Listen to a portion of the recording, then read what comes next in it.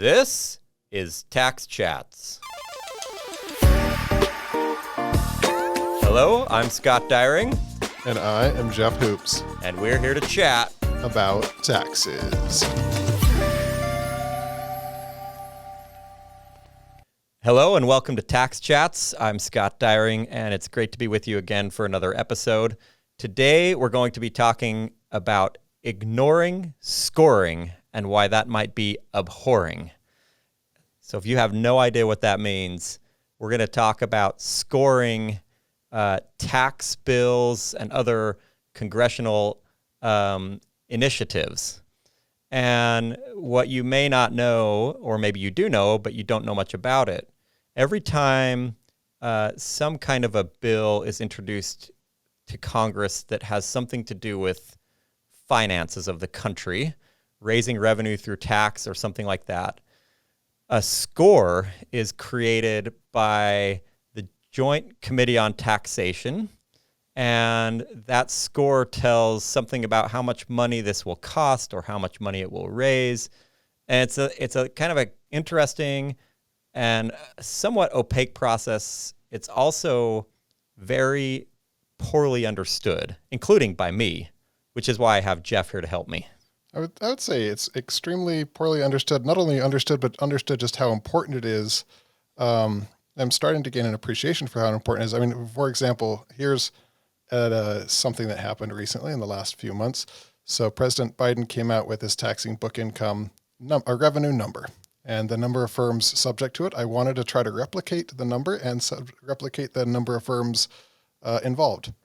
I found the person at the Treasury Department who is actually responsible for the number of firms, actually had their email address. I emailed and said, can you just provide a little bit of help here? Basically nothing. Several emails back and forth. And I couldn't even get literally the year that they were using as their baseline. So that number, especially if you've said you're going to do something revenue neutral, is incredibly important. And yet we don't really appreciate where it comes from, how complicated it is. I mean, we just take it as the truth. It falls from heaven and it's true, but there's a lot in there. And so what we've done is we invited the person Scott and I know who knows the most about scoring, Professor John Barrick. So as an introduction, Professor John Barrick earned his PhD from the University of Nebraska. He's been at BYU since 2000, when I was in high school. From 2007 to 2009, he worked for the U.S. Congress as a legislative accountant at the Joint Committee on Taxation. He's the author of the very popular textbook, McGraw-Hill's, here it is, Taxation of Individuals and Business Entities. It's a very, very thick book that is the leading introductory tax textbook that there is. He's a co-author on that book. He's also a licensed international biathlon official, meaning that he can help run biathlons, that's Nordic skiing and shooting, at the same time all over the world, which is pretty exciting. On a personal note, I have known John for quite some time now. My first kind of strong recollection of him is when I was a student at BYU. They had this day where they basically said you can study taxes or managerial accounting or all these different things, and it was John's job to stand up and try to convince everybody to study taxes. And he stood up and he started out by literally saying, "Taxes are sexy. Taxes are sexy." And it stuck with me. In fact, a few years ago, my daughter was learning to stitch on the thing. She said, "What should I stitch?" And I told her to stitch, "Taxes are sexy." For you podcast listeners out there, I'm holding up a little thing that says taxes are sexy. And moreover than just learning about taxes are sexy, is from John Barrick that I learned that if you don't have to pretend to be bored by taxes. You can be really excited about them because they're pretty exciting, pretty interesting, and pretty important. And so broadcasting here from the Tax Museum, which is like a museum to the amazingness of taxes, we're here to talk with John Barrick. All right. Thanks for having me on. Yeah, John, it's great to have you. And it's good to have somebody that we know that knows more about this process than Jeff and I do, because we don't know as much as we should. Yeah, and I'd like to know more, but I know a fair bit. So I'll be happy to share what I do know. Well, why don't you start us off by just telling us what is scoring, kind of who does it, kind of the basics, how does it take place? Sure. So revenue scoring, or scoring, is a process, and you did a great job on the introduction there, Scott, to estimate the change in revenues from what is current baseline law versus if a tax change is implemented, either trying to raise or lower revenue, what the change in revenues will be. And a key is that it's a change, so it's two scores. It's the current baseline score against the revised or amended score, and that difference is the change of increase or decrease that the Joint Committee on Taxation, the JCT, expects. Now, the one thing I will say is I'll expand it a little bit. When we talk about scoring, we should talk about both the Congressional Budget Office as well as the Joint Committee, because they work together. So the Congressional Budget Office scores everything the U.S. Congress except for taxes, and the Joint Committee scores everything that is taxes. But they are interrelated because the Congressional Budget Office gives us the baseline, which is their macroeconomic model, which predicts forecasted revenues and expenses for the economy as a whole, and the Joint Committee uses that in their models to estimate or to make their estimates. Now, when you say revenue, you mean they're estimating how much, for example, business income there will be, and so then you want to change the tax rate. You're going to apply that new tax rate up against that new income. Yep, that's exactly right. So if we want to raise corporate revenues, right? Let's just stick with corporations, even though that's a small piece of the overall tax revenue pie, right? Individuals is where the real money is. But, corporations are often easy to criticize because they're big and they have, billions of dollars of revenue. So let's go after them, right? They're the boogeyman. They're the bad guys. And so,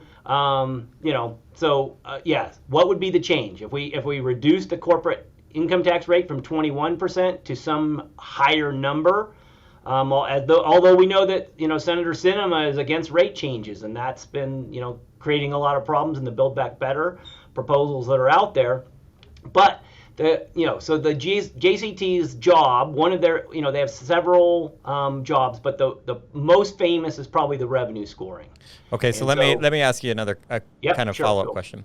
It seems like it's always done over 10 years. Is that like a random number? Why 10? Or is that somehow they always do it 10? Is it sometimes 5? How does that work? Yeah, so that's a great question. So Congress passes budget restrictions, and the budgetary rules, and that's a little bit outside of my purview, but the budgetary rules require a revenue estimate, whether it's CBO or Joint Committee, JCT, that they score individually for 10 years. They also require a 5 and a 10-year estimate.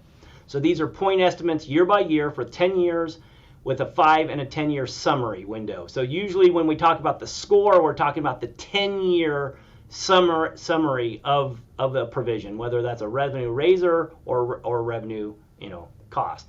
So recently we saw a $1.1 trillion infrastructure bill that was recently passed that had a little bit of tax, right? Some cryptocurrency and some tax credit issues.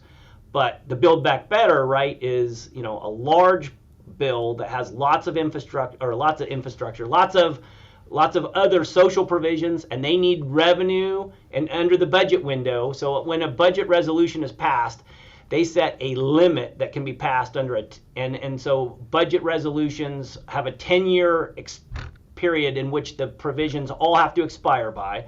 But almost everything's done under a budget resolution because Congress can't get around the filibuster or cloture in the U.S. Senate without a budget resolution. So almost every significant bill in the last 2 decades is passed under resolution. So when you say a budget resolution, that's the rules are such that you only need 50 votes to pass a budget resolution, whereas you need 60 to do something else. So for example, they did right. Infrastructure with 60 or more votes. They will hope to pass the BBB under the budget rules. Under a budget resolution, because they won't get enough Republican votes to get above the 60 votes required for cloture, which limits the debate for purposes of the filibuster. Okay, so here's another really basic question. Who are these people who work? The revenue scorers? Yeah, who are the revenue scorers that work for CBO or JCT? So the Joint Committee, let's just talk about the Joint Committee. The CBO has way more economists than the Joint Committee, but the Joint Committee has about 20 PhD economists. And they've been there for a long time. I reviewed the names today. So about a third of the revenue scores were there when I worked for Congress when I left 12 years ago. And So about a third of these them. are like not political appointments. These are like These are not a political lifers. appointments. So the revenue scores are pretty insulated, right? So we have the Joint Committee. They have policy staff and they have an economic staff who are the revenue scores. And so there are about 20 PhD economists. They have a deputy chief of staff, Robert Harvey, who was there when I was there. He's over all of the revenue economists, and they average over 9 years of experience. So there's about 20 of them. And they all have PhDs in economics from, schools that you would recognize. They're, well trained. They attend regularly. Like if you go to National Tax Association meetings, they're regularly there. They help publish papers. They read papers. So, these are public finance economists that are well trained. They are employees. They are staff. And so, and they don't let them out to talk to people much. So they are the back room. The policy staff meet on a regular basis with members of, the Finance Committee or the Ways and Means Committee, their staff, other, leadership. And so they'll talk through a provision that's proposed. And then once they call it a YT, a yellow ticket, which is an old reference that's no longer really in place, but they submit a proposal for a revenue score with legislative language. And then they are assigned a policy staff, someone like me, an accountant, an economist, or an attorney that helps write policy. And then they are also paired with a revenue scorer or an economist that is going to score that provision. So does one single person scores the one provision? It doesn't get checked by somebody else? Or... Oh yeah, no. There's obviously checks and balances. So typically, but someone will be assigned to do the primary revenue score, but then that'll be reviewed by other economists as well as the policy staff, and it's kind of an iterative process. I guess how much power would one single person to have? I mean, there's obviously a lot of gray area, right? Imagine something, the true cost would be like 100 billion, it could be 150, it could be 50. How much power does one single scorer have to say, it's really 150? Yeah, well, probably not as much as some in the political spectrum would like to think. The other thing I will mention, when we talk about the Joint Committee on Taxation, it's nonpartisan. So they're not hired by the Democrats or the Republicans. They're an independent, nonpartisan joint. So they work for both the House and Senate, and they're relatively insulated from the political pressures that be. So they're nonpartisan in that they weren't appointed by a politician. Do you think if we looked over the last few decades at what percentage of them voted for Democrats versus Republicans, it would be 50-50, like it is approximately in the U.S.?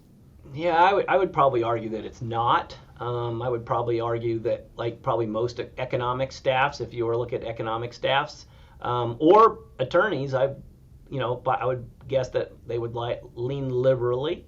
But I don't think that. That being said, the staff is super professional. I mean, I've worked with them. I've known a number of them for a long period of time. They take their job very seriously, and I think that they use the best methods they know in order to make revenue estimates. But that doesn't mean it's perfect, right? Yep. We could point out a number of revenue scores over the last couple of decades that have been problematic, right? We could go back to AJCA in 2003. 2004, where we had repatriation, new Section 965, where companies got a reduced rate to repatriate. That was scored at $3.3 billion, and the cost was probably north of, the actual cost of the government was over $10 billion. So, how do they? I mean, that brings up an interesting question. So you brought this as law where you're going to get some kind of tax deal for repatriating. Actually, let's use a more current example. In the Build Back Better, there's this excise tax on share repurchases, right? Yes. So how do you score that, right? You're going to decide. You have to know how much shares are going to be, many shares are going to be repurchased. Yeah. You multiply that by whatever rate you're given. Yeah. You're going to have to assume some behavioral response.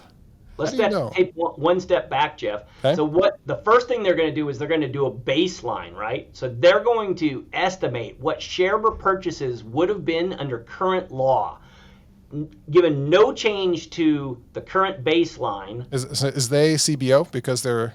Well, the baseline would be set by CBO, overall growth trends. But the Joint Committee, based on, so now we're talking corporations, so they would use their corporate model. So CBO has some model of repurchases. They say over the next 10 Well, years. no, the joint committee would have that, right? Because that's the actual tax data. But they would estimate how many repurchases they think they're going to be over the 10-year budget window, given current law static, no changes, right, from today. Then they're going to compare that to what you just talked about. What are repatriations going to be under, right? Share purchases.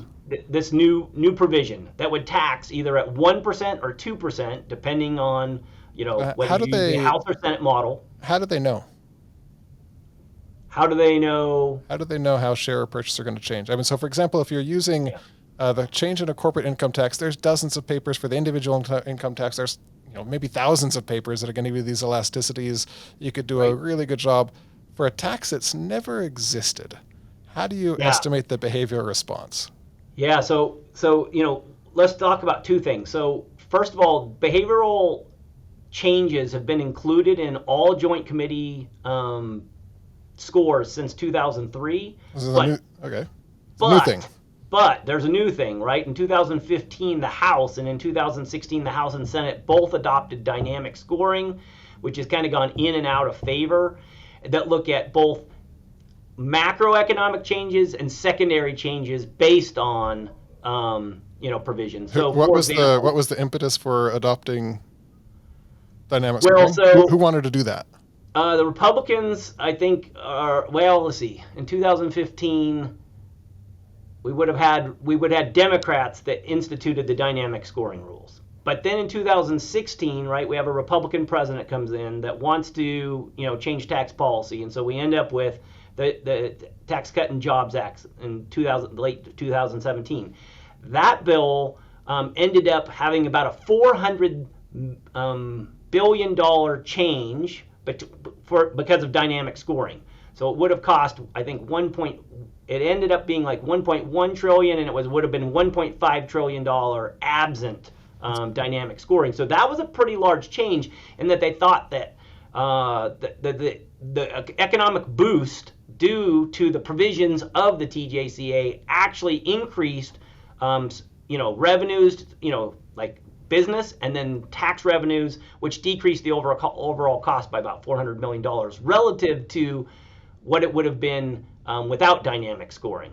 And so I think a lot of Democrats were upset about that. Both Republican and Democrats like to use this as a political tool, right? Well, if we only had dynamic scoring, but then once dynamic scoring is introduced, then they're like, so we can criticize it whether it's static or dynamic, right?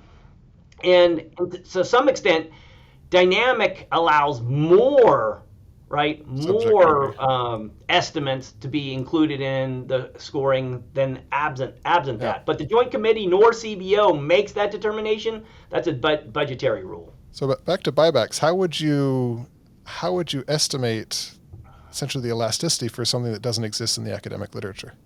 Yeah, so that's a big question. That's a big problem. So the first thing that they're likely going to do is look to other countries that may have that. And my understanding is, and I'm not an international tax expert, but my understanding is there's some provisions in the United Kingdom or in Britain that have been similar. And so they've looked at buybacks that occurred in the British system, and they're going to try to extrapolate those into the U.S. tax system. So if there was an academic paper about that, you'd use the academic paper maybe, but if not, you just essentially write your own paper with your own estimate. Yeah, we would do some guesstimation. So some professional judgment would be exercised. But like I said, I mean, these are professional public finance economists. They've read the literature. They know what's going on in the literature. They are well read. They do attend conferences. They know what academics are thinking. They know what professional economists are thinking. One interesting dynamic that I'll throw into the dynamic scoring model is the proliferation of alternative scoring models. So we have the Wharton Penn model out there at the University of Pennsylvania. We have the Urbans-Brookings model. We have AEI has a model. We have PwC that does revenue estimates. So we have a number of private revenue estimation that compete with the public revenue estimates that both Congress through CBO and the Joint Committee. And so those create their own dynamic in that, well, Wharton Penn says it's going to score as this, and the Joint Committee or CBO says it scores as that. And so, we're gonna enter that as a political. And as we know, not all, some of those are left-leaning, some of those are right-leaning institutions, and so they're gonna, compete with revenue scores. And that, I think, is also an attempt to, one is to, check the independence of these, congressional scores, but two, to exert political pressure on their scores. Now, when you say they're checking the independence, all they can really check is the actual answer. Is that true? Or what do we know? Do we get to see how they got to the answer, or do we just see the actual number? You just see the actual number. So you can't actually know nothing about the methodology. Right. That's part of the black box of the revenue scoring process, which is a criticism of both the Joint Committee and the CBO. Now, that being said, there's some great documents out there. If you love revenue scoring, you want to know more about revenue scoring, Scott wants to know more about revenue scoring. The Joint Committee, every 2 years, and they have a 2021, I want to say it's February, PowerPoint slide deck that has, that's 40 slides that talks about all about their revenue estimation process, their MEG models, their overlapping generational model, their individual tax model. Congressional Budget Office does the same. There's some really good stuff out by Douglas Elmendorf, who I think is at the Brookings Institution currently, the former director of CBO, that talks about dynamic versus regular scoring. And so for those of you that want to know more, there's some really great information out there. But it is a black box. The budgetary rules requires a point estimate, not a range, but a point estimate. So it's the best guess given all available information. But as you pointed out, Jeff, how do you score something that we have that's never been done before?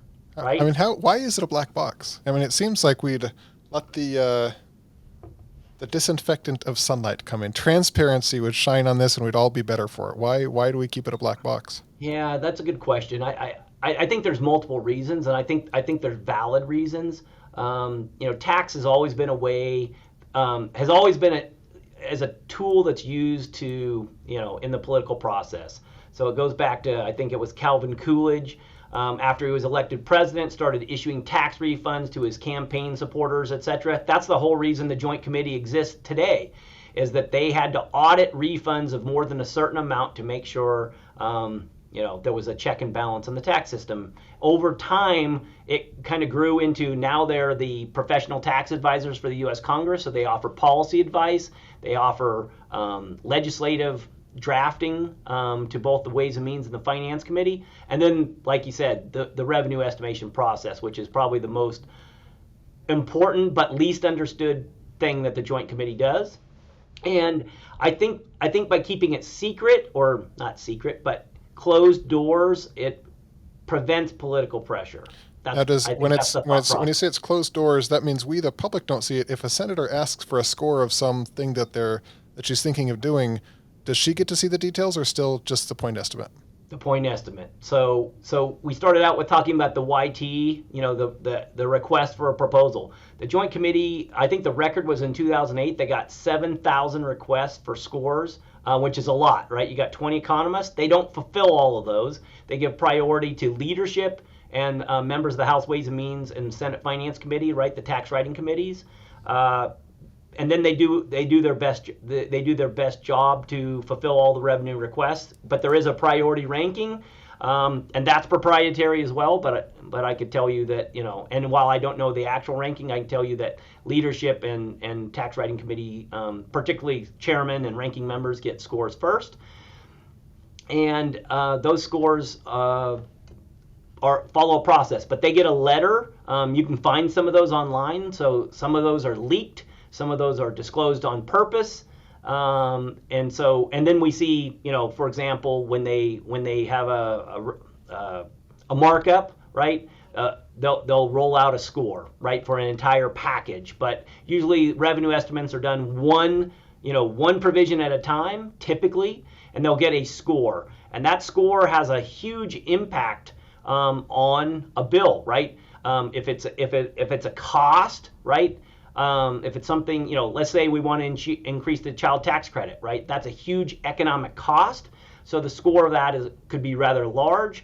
Additionally, a lot of times we have to have under a budgetary restriction, right? Under a revenue reconciliation, we have to have meet a specific targeted score. So if my provisions that cost too much, then I have to add revenue raisers to balance that out. And so revenue raisers are always something that are important as well. So the amount, either the cost or the amount of the revenue raiser is critically important in a package. So, all right. So I'm probably the most clueless about scoring, which is abhorring that I'm so clueless about scoring. So let me see if I can summarize what I think I've learned. And John, you can correct me where I go wrong. Right. Sure. So somebody in Congress, either the Senate or the House, might have an idea to raise taxes, to lower taxes, to do something. That's correct. They need to know how much that's either going to cost the government or how much it's going to bring into the government. So they roll on over to the Joint Committee. They create what I think you call the yellow ticket, but it's not really. YT. It's not literally. Not like the golden ticket in Willy Wonka, the yellow ticket. It's not the golden ticket. Yellow ticket, YT. And it's probably not even actually yellow anymore. But it's not yellow anymore. That's why I said it's an artifact. Okay, so they have this. Still called a YT. All right, so they got a YT, a yellow ticket. This yellow ticket, then they get assigned this idea, which is in the yellow ticket, gets assigned to some member of the JCT. Yep. So that yellow ticket will have legislative language that request to raise or lower taxes, and they will be assigned both a policy staff and an economist. Okay, and so then the policy staff and the economist will take what's in this legislative language. They'll go compare it using information that is given to them from the CBO about economic size and growth, also information from existing tax returns and all this data that they have, and they're going to say, okay, based on this language, the bill, if passed like this, would generate this much revenue or lower revenue by a certain amount or whatever it is. Now, my guess is that the congressman or congresswoman, the representative or senator, might go back and forth with these members to adjust the language to make sure that they get the right number. Does that happen? Yeah, absolutely, right. So Okay. Jeff just talked about the buyback provision, right? Where we have a 1% or a 2% tax on the total amount of the buyback, right? Based on So what was the difference in revenue between the 1% and 2%, or was there a difference?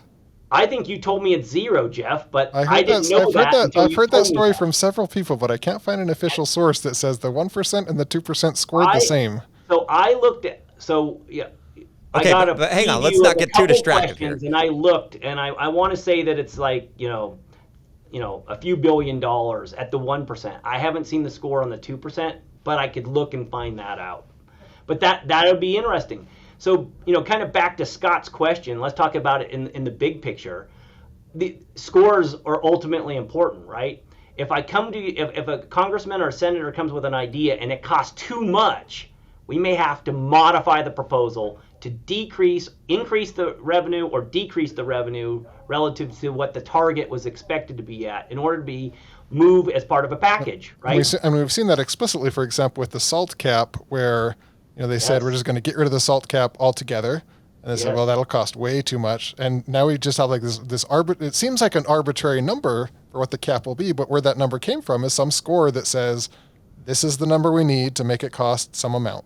Okay, That's so exactly right. So they go back and forth. They get the amount that is needed to kind of make it through the legislative process. Yeah. I mean, each provision, whether it's a raiser or a revenue loser or raiser, right, is ticketed, not ticketed, but budgeted for a certain amount in a package. And if it comes in too high or too low, the proposal has to be modified and or dropped. Okay, so now it's becoming apparent just how important the JCT is, because this can alter the legislative language of the bills. Yep. And this is all based on congressional scorekeepers, right? They're scorekeepers, and it's fascinating. Okay, so now here's the next thing that is kind of amazing to me. They give a point estimate, which you talked about, and not a range. And as an academic, this is sort of an astounding fact, because everything that we do in science, including economics, has measurement error and all kinds of other forms of error, which mean that whatever estimate we come up with, should really be surrounded by a confidence interval Interval. where we're sort of like, we're 95% certain it will be in this range, but that range can be really big. And they, I guess, are not allowed to use a range. Is that correct, John? That is what the budget rule says. The budget rule says it shall be a point estimate. So there's a point estimate. So you're exactly right, though. The economists, right? They're all PhD economists, trained, Caltech or, MIT. I mean, these are really bright people. They know all about statistics. They know all about confidence intervals, all the things that we would use in academic research. They understand all of that. But the budget rule says it shall be a point estimate, and they are limited to that.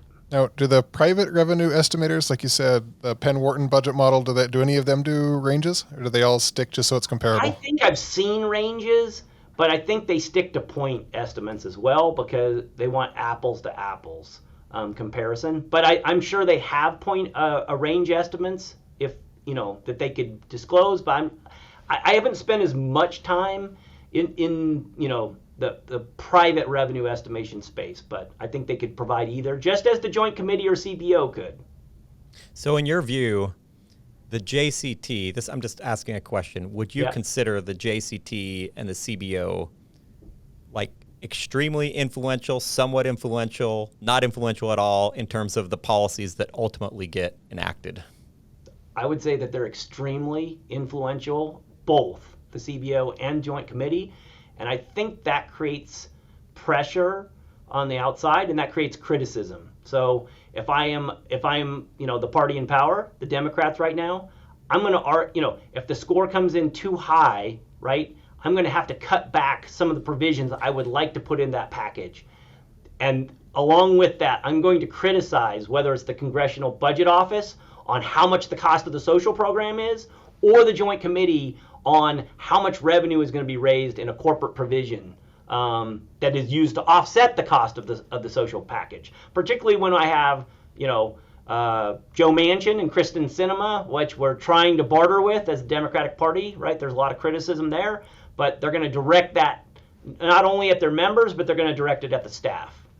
Yeah, it's amazing. It's really amazing because it's like most people in the world have never even heard of the Joint Committee on Taxation. They don't even know what it is. And yet it has like this surprisingly big influence on what ultimately gets passed. I was talking with somebody recently about this who called it the power behind the throne. I like that idea. Yeah, absolutely. Let's look at we mentioned the BBB or the Build Back Better. Jeff brought that up earlier, right? This is a large social program package that has a large cost and needs offsets in taxes. So we had a green book that comes out, right, which is a Treasury estimate of those provisions. So while we talked about CBO and the Joint Committee, the Office of Tax Policy and the Office of Tax Analysis, the Treasury administration has its own revenue estimators that exist there. So that's another model. And so the Joint Committee, as well as the Office of Tax Analysis or OTA, they often compare notes, and they both have IRS data. They don't always agree, but they usually have a dialogue where they try to resolve differences and come to a conclusion. So, wow, so much going on. Lots going on. Way more than we can cover in our allotted 30 minutes, which have quickly come to an end. Jeff, any last questions? I think nothing that we could cover that wouldn't take another half hour. There's a lot here, though. Another half hour and another half hour. John, any last words? Hopefully, what we've talked about is a little bit interesting and insightful. There's lots of good opportunities to learn about some of these. Like I mentioned, both the JCT and the CBO, as well as Brookings and other people have, documents on the revenue estimation process if you want to learn more. So hang on just a minute. If somebody's interested, they could go to like jointcommitteeontaxation.com or like where is that? jct.gov. jct.gov, and you can find. We could likely post those on the show notes. Yep. cbo.gov, and or just enter in Google JCT or CBO and revenue estimation, and you'll find more resources than you would like to read, probably. Well, that's super helpful, and we'll put some links down in the notes to the show, and people can look there. Thank you all for listening. John, thanks so much for joining us. For all, it's John has been a mentor to Jeff and I for years. We've known him both for many, many years, and it's great to have you join us. So thank you so much, John. Sometimes the former students become the experts. Sometimes that's true. I'm not sure we've quite reached the scoring expertise. Maybe that you not have. on revenue estimation. That's right. All right. Thanks for your time. Thanks so much, John. We'll see you all later, and goodbye. Goodbye.